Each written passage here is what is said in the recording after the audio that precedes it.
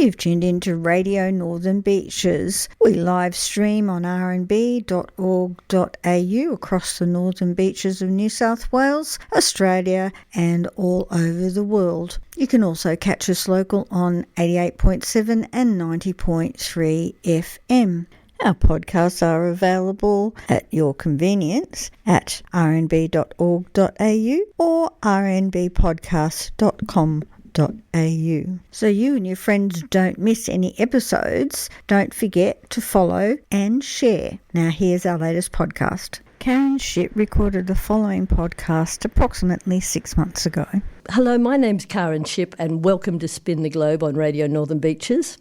Today's program is called On Your Wavelength, a chat with the legendary surf reporter Kirk Wilcox. Look, surfing in the 1960s and 70s, we went through a very pronounced surf culture, so it's easy to find surfing tracks from that era. Even Elvis Presley starred in a surfing movie, Blue Hawaii. These days, it's hard to find a song around a surfing theme, literally. My experience of teen culture growing up on the northern beaches were surfies, paddle vans, Levi jeans and wagging school to go to the beach. Oops. And Tracks magazine, of course, very much like Puberty Blues. Look, our special guest, I have a very special guest in the studio, has circumnavigated the surfing world for over 30 years, reporting on top surfing competitions and keeping the surfing buzz alive. Hardly seems like work at all, really. We're very lucky to have in the studio a legendary surf journalist and humanitarian.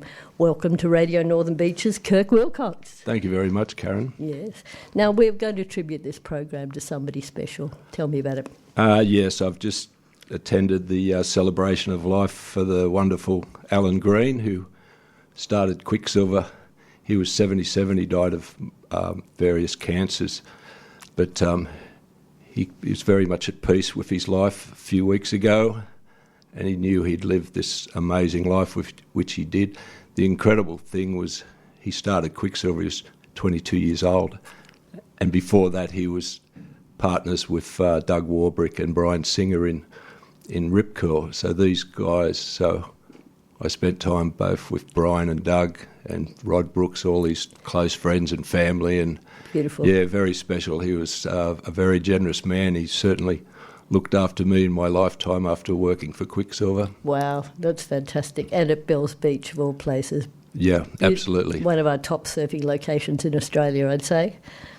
Look, I played Wedding Cake Island for a reason in the intro. Does that take you back to your young surfing days? Oh, absolutely. I grew up on Coogee Beach.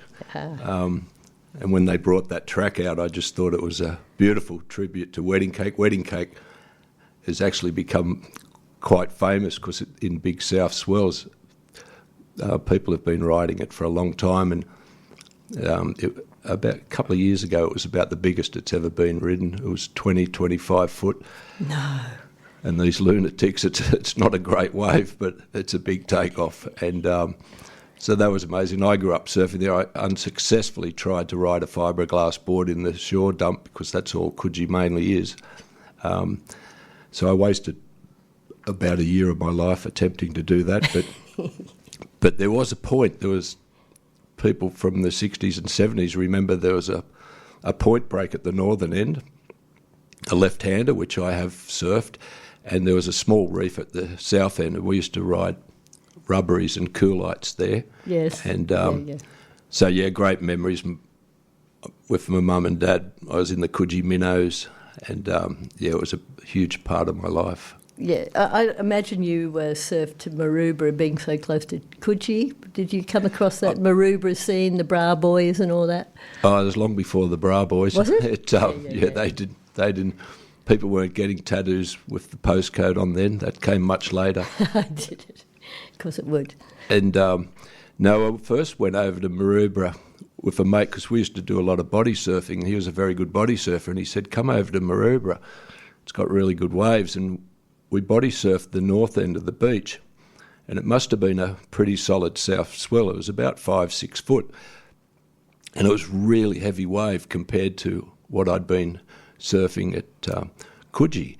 So from then on, I started going to Maroubra, and I rode my first wave off the Stormwater, which was called the Stormy, and I can still picture it today, this left-hander, and it took me a long time, as I said, struggling in the shore break of Coogee to surf. Yep. And yeah, that wave I can still picture it. What do the they glide. What do they call a lefty? Is that a fluky, or what do they call No, it? that's a left-hander. What you're thinking you're of is a surfer with his right foot forward is a goofy footer. Goofy footer, yes. Yeah, sort of like a left-hand tennis player or a left-hand golfer. Yep. So they're a goofy footer. And natural footers have their left foot forward. So goofy footers are facing the left-hander, and Yes. natural footers are facing the right-hander, and vice versa. They're on their back end. Because you have to have your opposite foot forward for the direction you're going. Is that how it goes? No. It's just Opposite your to the natural wave. stance, Yeah, and some natural people can surf backhand or forehand. Yes. They can switch foot. Yep. Some people are amazing at that. Yeah. But it's pretty rare. It is a rare thing. Look, what about the hangs, the music, the lingo of that time? How much has it changed since your day? There were hundreds of people that hung around our age group, and I had an older brother who's 4 years older than me, so I used to hang out with him and his mates as well as my mates. So I was about 15 at that time, and he was 19, and I used to think he was really old. And there were hundreds of us, and we hung in the summer sheds in the middle of the beach where there was an old wooden pavilion. It's now concrete, and in winter, you'd all sit in the sun at the front of the pavilion because it'd protect the cold westerlies and sou'westers. Ooh, bitter. And the music, well, Lou Reed, Hendrix, Talking Head, Joe Cocker, Janis Joplin, Neil Young, Bob Dylan, just rattle them off. Like we're talking 1972 onwards. Yes. And I went to a school that had a strict haircut policy, so I had long hair, so I used to have to wash it in the night and sleep on my hair flat on my back and tuck it under my collar, so I didn't look out of sorts with everyone else who had long hair. And it was really amazing time. There were always radical people at Maroubra. I remember some of the older crew. There was 3 of them once. There used to be the Matraville Drive-In. They decided to climb up the back of the screen during one screening, and they had ropes and they were swinging across the screen. Unbelievable. And there was a bit of a revolving door with Long Bay Jail, which was just Very around close, Little Bay there. just around the point. Yes. Yeah, that's funny. Now, this is a bit of from the history of Australian surfing. Look, they used to play the Maroubra Stomp, I believe. Little Paddy. Yeah, that was more in the 60s. I missed Little Paddy, but I'm pretty sure they got barred from Bronte Surf Club. I think they damaged the floor. Yes. The stomping. Yeah. It was, I wouldn't be surprised. Here it is. Just thought I'd give you a taste of that. Look, we're talking about journalism. At a time of our lives when most people didn't know what they wanted to do, you chose to study and undertake journalism in the real world. What inspired you on that path? I could spell. I was good at spelling. My father had advised me when I was young to read a page of the dictionary every day. What a smart man. Which I didn't do. But I just had an instinct for spelling. I could write English essays. I'd get top marks in English and history essays, and I just liked writing. And I had my first piece published when I was 11. Yep. And by 16, I thought, I want to be a journalist. That's the easiest job I could see that I enjoyed doing. Yeah, so you get a job, your dream job, at 23 as editor of Tracks magazine. That must have been mind-blowing. That was, the publisher, Philip Mason, he wanted to hire a journalist as the editor, and I'd done 5 years at News Limited working for old Rupert Murdoch, and I couldn't wait to get out of that building. And I got hired, and then Nick Carroll had already been hired as the associate editor, and his dad had been Vic Carroll, who was managing editor of Sydney Morning Herald and a very well-known financial journalist. Yeah, so Nick and I, it was 1981. So what was it like working with Nick? Did you get any work done? Nick never wore shoes, for one, never combed his hair. He had a big mop of curly hair, and he was still competing he was 2 or 3 time Australian champion. So he covered the tour from the inside. His mates like Mike Newling and Dougal Walker from Newport, where Nick came from. Yeah, right. They were a very strong club, Derek Hind. So they were on tour with Nick and surfing. He surfed in the Pipe Masters and he'd write from the inside. So he wrote wonderful feature stories, and I always enjoyed his Hawaiian stories. Wow. Look, many of our older listeners and avid surfers would remember Tracks magazine. Obviously, we're just talking about your role in it. It first went to print in 1970. It was the coolest surfing magazine available, and I can attest to that. Famously publishing Captain Good Vibes series by cartoonist Tony Edwards. And I will play a little piece of that right now because it's just... I should have put on me blockout cream. Captain Good Vibes talked like this, mate. And he said, I met this great Sheila on the weekend. Oh, great tits, all 8 of them. He was a pig. Yeah, that was just a little excerpt from Captain Good Vibes. Obviously played on Double J Radio, and you were the surf reporter of the time, weren't you? No, not with Tony. That was with Phil Jarrett. Right. Phil told me that Tony's doctor told him he had to stop doing the pig because he was going to permanently damage his voice. And Tony today, I still see him around Avalon, and he's in his 80s, and he's a wonderful landscape painter, and he gets commissions and he puts them up on Facebook, and he has exhibitions as well, which are just amazing. He is such a talented artist. Wow, I should look out at that. Tony Edwards, everybody.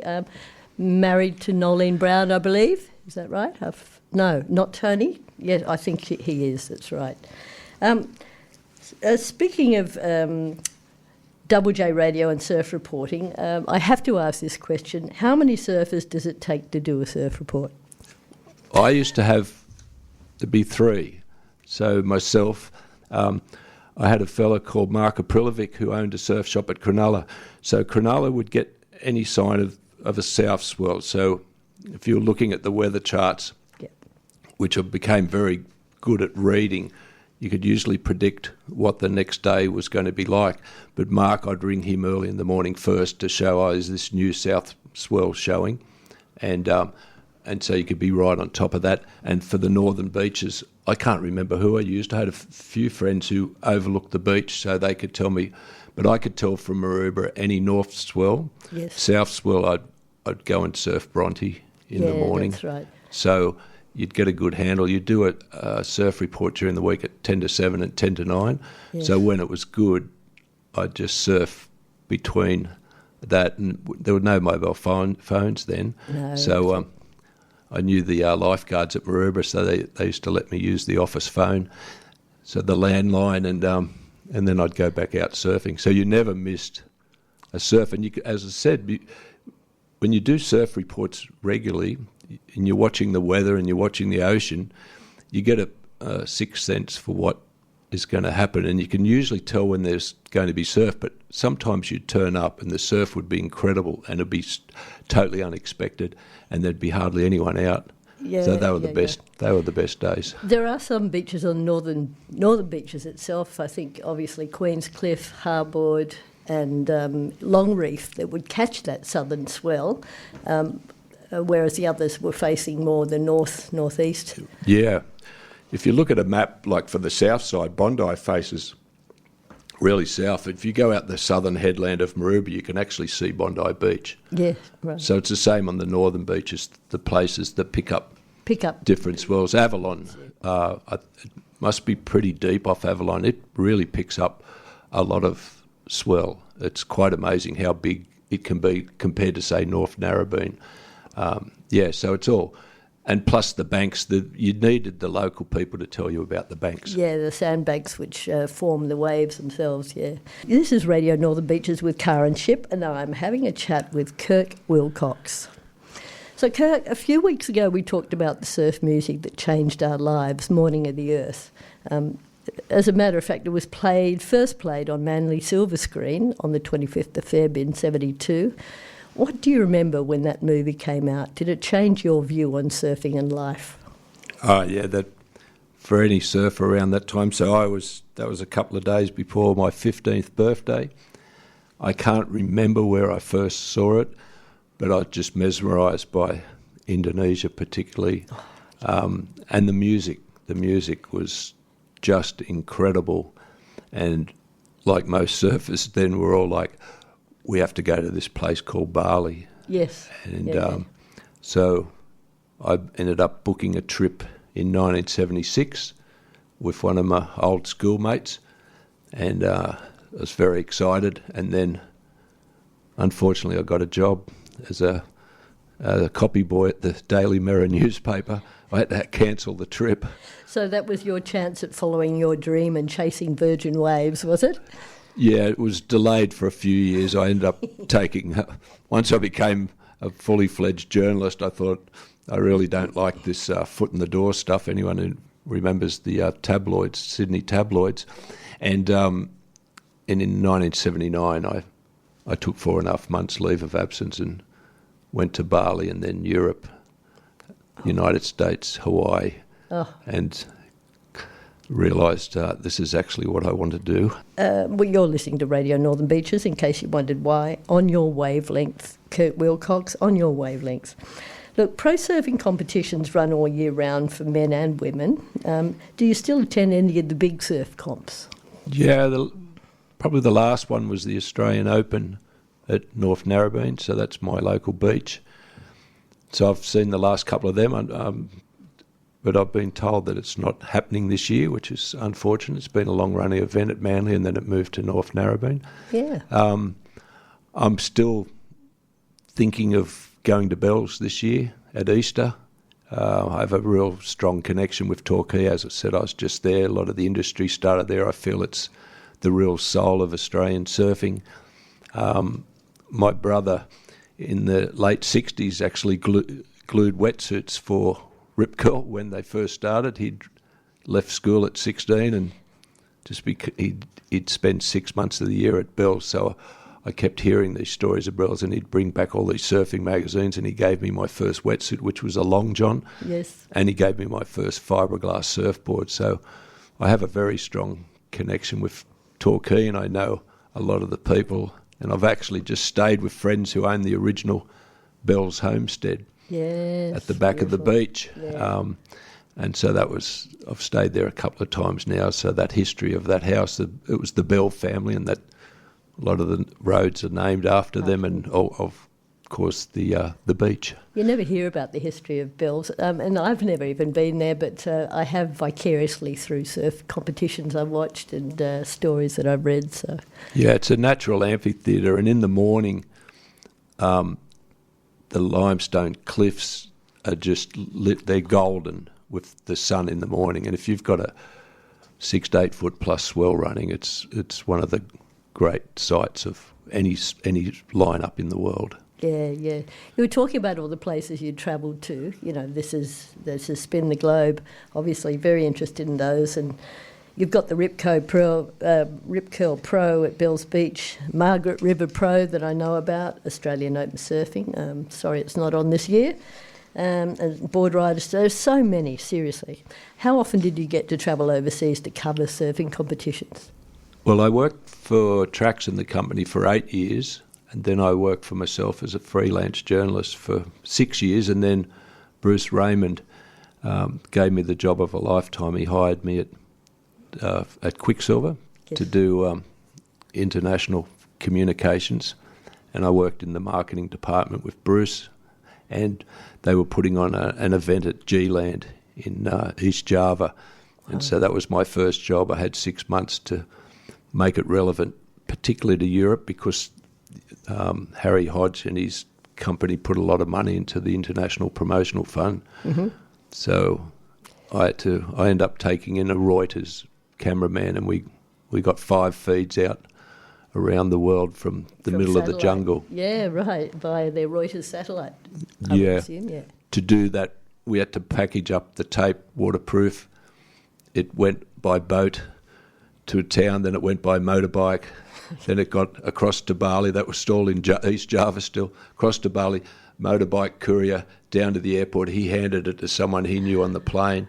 They flew that to Jakarta. From Jakarta, they were able to uplink it to Hong Kong, and from Hong Kong, it then went in the loop around the world. And we got 5 tapes out. All of them made it, and I ended up having a job for nearly 12 years after that. So, and the surf was 8 to 10 foot, and absolutely perfect. And it just changed surfing from 3 to the beach at Bondi in the afternoon onshore, from people going, what are these people doing, to surfing these incredible barrels. Yeah, right. What about Hawaii and Pipeline? Have you surfed those barrels? I haven't surfed Pipeline. I've surfed Sunset in Hawaii, which is a pretty heavy wave. And I didn't quite drown, but I certainly, a west swell at Sunset when it's 10 foot really sorts you out, that's for sure. Yeah.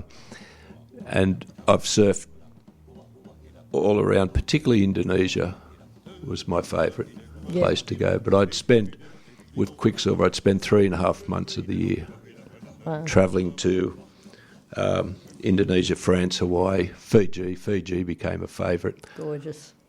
Yeah. Tahiti, the reefs, I guess there are a lot. Tahiti, yes, I've been there. Yeah. I've got an amazing story. We'd been drinking a lot of beer on the way there, and we ended up on the island of Moorea, and there's a famous left-hander there, and we were on a catamaran. I thought it was 4 foot, but when we got out there, that started being 10 to 12 foot sets coming through, and most of us nearly drowned.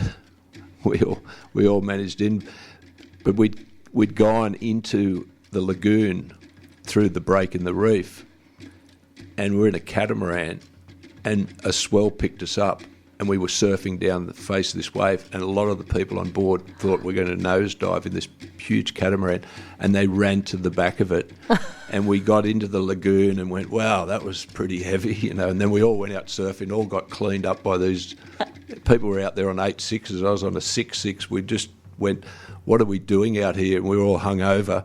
Anyway, when we were back on the boat and looking out, a set came through and closed out the entrance to the lagoon where we'd come through, and we realised, whoa, that's how big the swell just picked up so quickly. It was incredible. And I've seen pictures of when the wave forms. It looks so shallow in front of the wave. Absolutely. That's scary stuff. And that's when you surf cloud break.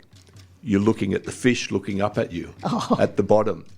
You can take off and just see a fish just looking at you. We must look pretty weird to them coming at them. Yeah, it looks shallower than it is shallow, but because it's so clear, you're just looking at coral. You just try not to look at it too much. Yeah. You see all these surfing places in Turkey or whatever going around that lighthouse. What's the most amazing place you've ever surfed? Where, I should say? I think it'd be Indonesia.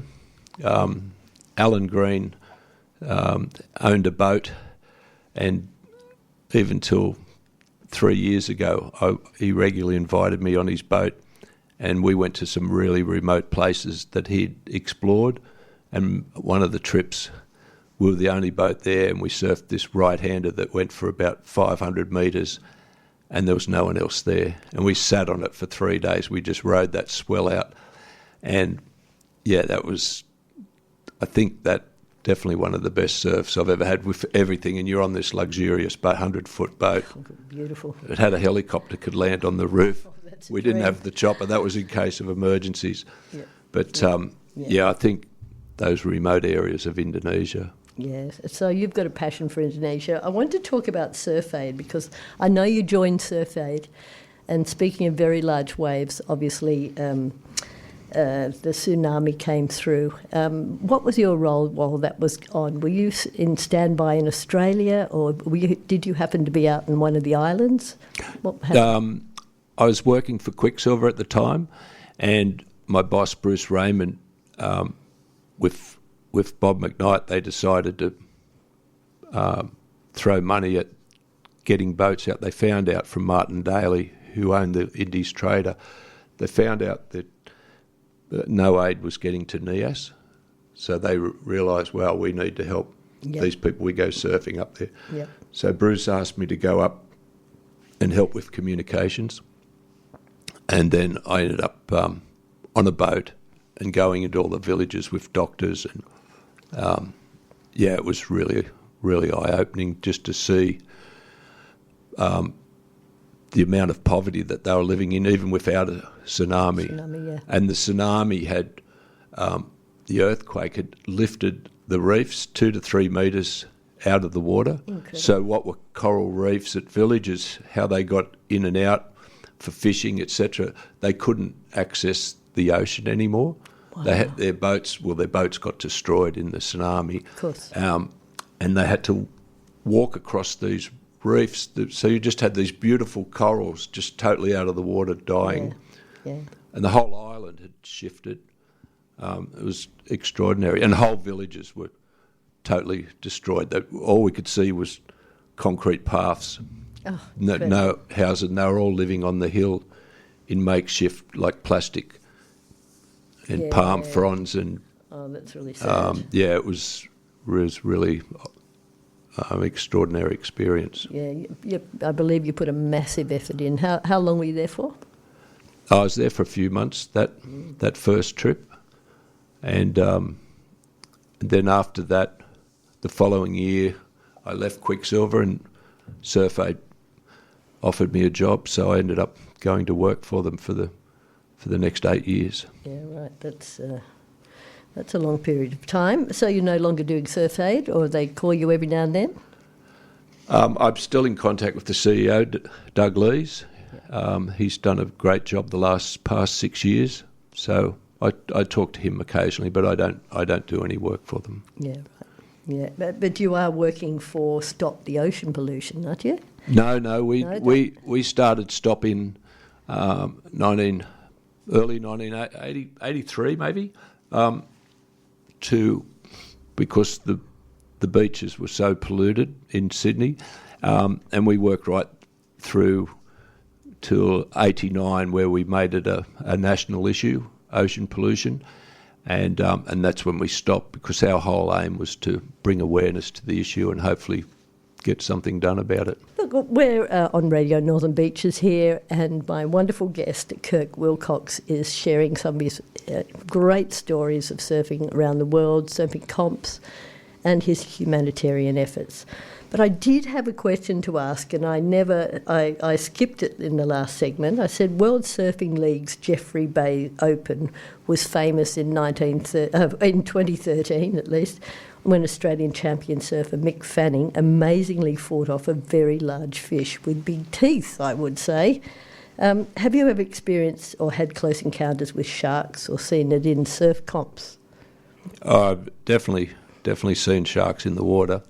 The first one I ever saw was a hammerhead that it wasn't that big, it was maybe 2 metres, but it shot underneath me and I was surfing, I think it was one of the back beaches of Crescent Head, and there was another guy out a couple hundred metres up the beach. We were the only 2 people on the beach, and there was a deep channel inside the sandbar where I was, and this thing I could not believe, a very clear hammerhead shape, looks like an anvil. And it went so fast under me, and then I went, where did it go? And it was inside somewhere. So I thought, I'm out of here, like they're an aggressive shark. So I got out of the water and I ran up the beach and I yelled to the other guy, hey, I just saw a shark. And he came in, he went, oh, thanks very much. But we were the only 2, so your odds weren't real good on that beach. But it was probably chasing fish. Yes, if it went that fast, it was probably krill or something, not krill, bait fish. And then probably Australian salmon or whatever. Yeah. And then once at Ulladulla as well, we were surfing and one of my mates was body surfing and he saw the shark and we were all scrambling up the rocks because once he saw it, we were like, well, I don't need to see it. I just want to get away. But some people like Wayne Lynch, he's got amazing stories where sharks have followed him and he just seems, his nickname's the Fish, and he's just very comfortable with. And he's writing a book at the moment with a friend of mine, John Ogden. So I'm really looking forward to that because he's got some incredible shark stories. Yeah, some people are nonplussed about it, and they say, well, humans are not on their food chain, but we can get in the way of their food chain. Is probably the Well, and also like a bodyboarder, particularly with his flippers and his arms, looks like a turtle. or And the a bottom seal. of a bodyboard is white. So, people are putting different sprays on their bottom of their board so they don't look like a fish. Yeah. But it was only recently a fella got whomped. His board, he's very lucky. There's a huge bite out of his board. Yeah. And there has been obviously a few deaths, unfortunately, just recently. So there's a lot more people in the water as well. Yeah. And there are a lot of sharks. And And I know in Byron there's a big argument for those fish nets and taking them down. Obviously, there's the argument that they should keep them. well, the nets are only in a few places. Yeah. The drum lines seem to be doing a job where they catch them and take them further out and drop them. But with Mick, that wasn't an attack, it was an encounter. The sharks are very curious, and what had happened is it got his leg rope in its Teeth. mouth, Yeah. and Mouth. sharks don't like anything in their mouth. So he was probably trying to spit that out, and then Mick, unfortunately, was tied to the end of it, so he was very lucky. We were just talking about that whale, the kayaker that got swallowed by the whale the other day. Jonah. Jonah, how lucky was that guy? That was extraordinary. And I saw it online 2 days ago, and then I saw it on the news last night, and then they had an expert saying, the whale's esophagus, it's less than a foot, wide. Yeah. It can't swallow a human. I thought, well, that's good to know. So you're just in its mouth and it spits you out again. But that footage of him in the water that his father was filming at the time was incredible. Yeah.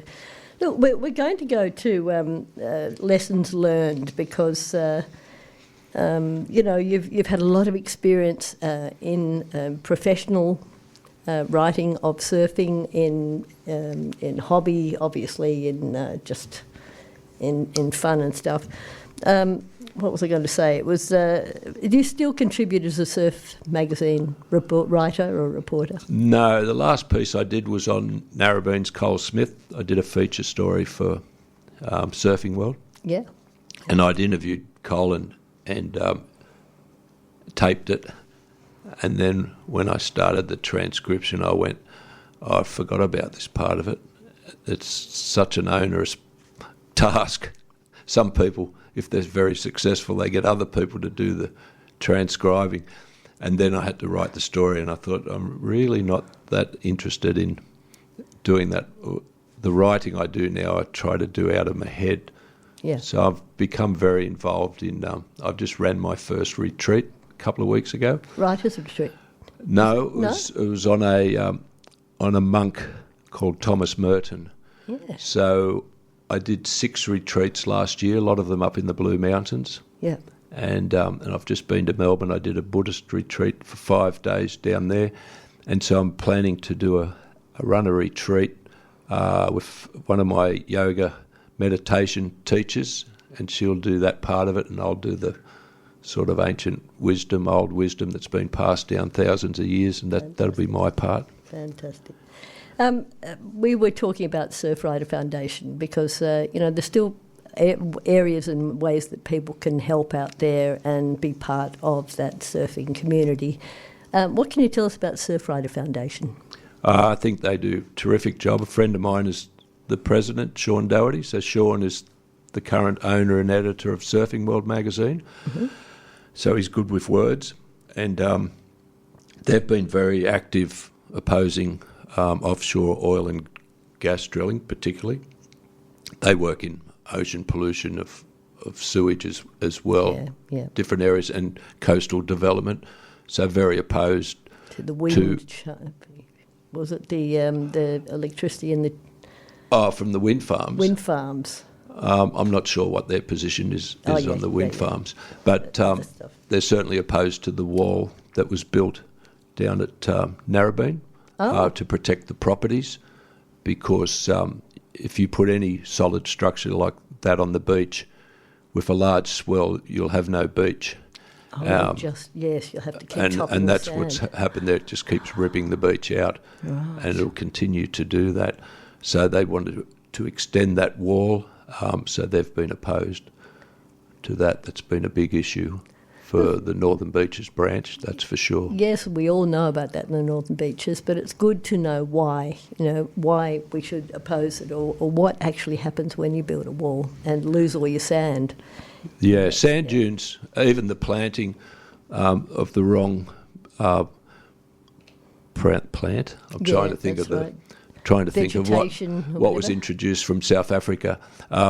It stopped the movement of the sand, and sand dunes, well, obviously in Sydney the sand dunes were a lot bigger, a lot was used in buildings.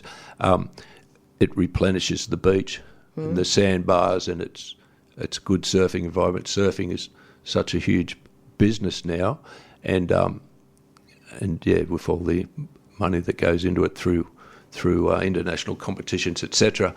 But the beach just for recreation, for people to be able to use it, and so unfortunately, there's been just too much development in the past on the four dunes. Yes.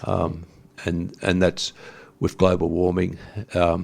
It's certainly already showing in low-lying areas, and that will continue to happen. Yes, and dunes. I'm no expert, and I know they're trying to do their best in introducing local species of plants, but there's always something we can do in looking after our environment. So, final question, Kirk. What have you learnt from your experiences in journalism and helping those in need? Is there any one message that you want to carry forward? I learnt a word at a Buddhist retreat in Melbourne. I went there for 5 days at the end of December, and it's called metta. And the translation of metta is loving kindness, and that's the Buddhist attitude that we should have to other people. So even if someone's done you the wrong thing, you should just give them loving kindness. And we are certainly very privileged in this country. Obviously, a lot of people going through a cost of living crisis at the moment, and a lot of people still in poverty. And certainly in places like Indonesia, where I've worked, people living on $2 a day. Yeah. So we can always find people in our local community or overseas that we can help and contribute in some way, even like people like the Salvos with the great work that they do for families that are living in their cars, etc. Yeah. Look, that's some great advice you've given everybody. Surfrider Foundation, go and have a look up on the website, and you'll see how you can get involved in their projects. So huge thanks, Kirk Wilcox, huge, for taking the time to chat with us about your life, your career, and the best of your knowledge. Thank you very much, Caryn. Yeah, it was a real privilege coming on here, and good luck with your future programs. That was you've got a great program here. Thank you. Thank you, legend. Thank you. Look, wherever you go, be surf aware. Obviously, read the RIPs, respect the local rules, and know your skill level, and respect the environment. And whatever you do, safe travels. So tune in to Radio Northern Beaches 88.7 and 90.3. Or live stream on rnb.org.au. And Spin the Globe is on every Saturday morning at 9 a.m. and replayed on Monday at midday and Thursday at 11 p.m. Australia, the lucky country. We've got meat pies. We've got the world's best beer. But most importantly, top of the list, we've got Radio Northern Beaches 88.7, 90.3. Now hitting the entire world on www.rnb.org.au.